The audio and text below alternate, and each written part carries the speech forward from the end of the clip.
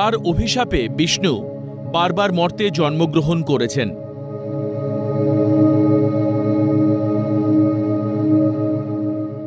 হিন্দু শাস্ত্র বা পুরাণ মতে যখন পৃথিবীতে অধর্ম, বিশৃঙ্খলা এবং আসরিক শক্তির বৃদ্ধি ঘটে, তখন শ্রী বিষ্ণু জগতে ধর্ম ও ন্যায় প্রতিষ্ঠা, অধর্মের বিনাশ ও শিষ্টজনেদের রক্ষার জন্য অবতার রূপে অবতীর্ণ হন।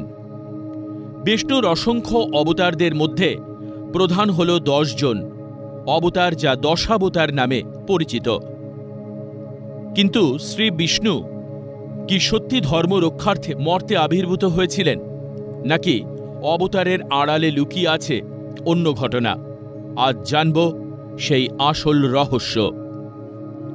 বিষ্ণু কে?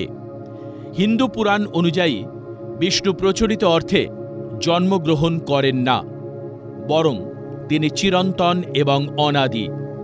সম্পূর্ণ ধ্বংসের বা প্রলয়ের পরেও একমাত্র তিনি টিকে থাকেন এবং সৃষ্টি, স্থিতি ও লয়ের চক্র সচল রাখেন। মহাবিশ্বের সৃষ্টির আগেও তার অস্তিত্ব ছিল এবং তিনি সৃষ্টির শুরু থেকেই বিদ্যমান। হিন্দু বিশ্বাস অনুযায়ী বিষ্ণু কোনো নির্দিষ্ট সময়ে বা স্থান থেকে জন্মগ্রহণ করেননি, কারণ তিনি শুরু বা শেষহীন এক অনন্ত সত্তা। বিষ্ণুকে চিরন্তন এবং অনাদি বলে মনে করা হয়, যার কোনো অতীত বা ভবিষ্যৎ নেই, কেবল একটি নিরবিচ্ছিন্ন অস্তিত্ব রয়েছে। কিছু শাস্ত্রে বলা হয়েছে আদিশক্তি বা মা মহামায়ার পরম নারী শক্তি থেকেই ত্রিমূর্তি অর্থাৎ ব্রহ্মা, বিষ্ণু ও মহেশ্বর সৃষ্টি হয়েছে। এক কথায় বিষ্ণু কোনো সাধারণ জীব নন যে তার জন্ম হবে। তিনি হলেন সেই পরম সত্তা যা সৃষ্টির শুরু থেকে শেষ পর্যন্ত বিদ্যমান। কার অভিশাপে বিষ্ণুকে বারবার জন্ম মৃত্যু যন্ত্রণা ভোগ করতে হয়? দেবী ভগবত পুরাণে ঋষি ভৃগু ও তার স্ত্রী কাব্যমাতাকে নিয়ে আলোচনা করা হয়েছে। একবার অসুররা দেবতাদের বিরুদ্ধে যুদ্ধ ঘোষণা করে এবং প্রচণ্ডভাবে প্রহার করে। বিষ্ণু এবং দেবতারা যখন অসুরদের তাড়া করে, তখন অসুররা ভয়ে ঋষি ভৃগুর আশ্রমে ছুটে আসে। অসুররা যখন আশ্রমে পৌঁছয়, তখন সেখানে ঋষি ভৃগু উপস্থিত ছিলেন না। শুক্র এবং তার পিতা ভৃগু বনে তপস্যায় ব্যস্ত ছিলেন। অসুরদের বাঁচাতে আশ্রমে উপস্থিত ভৃগু পত্নী কাব্যমাতা।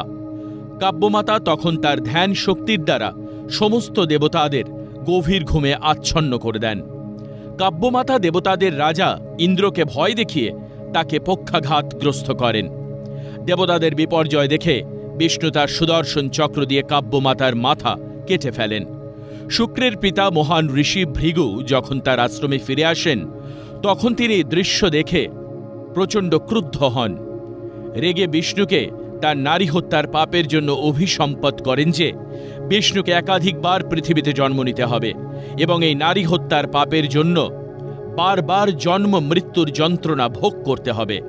পরে ভৃগু তার কমণ্ডল থেকে পবিত্র জল ছিটিয়ে কাব্যমাতাকে পুনরুজ্জীবিত করেছিলেন। ঋষি ভৃগুর অভিশাপের পর থেকেই বিষ্ণু মর্তে বারবার মানুষ রূপে জন্মগ্রহণ করেছেন।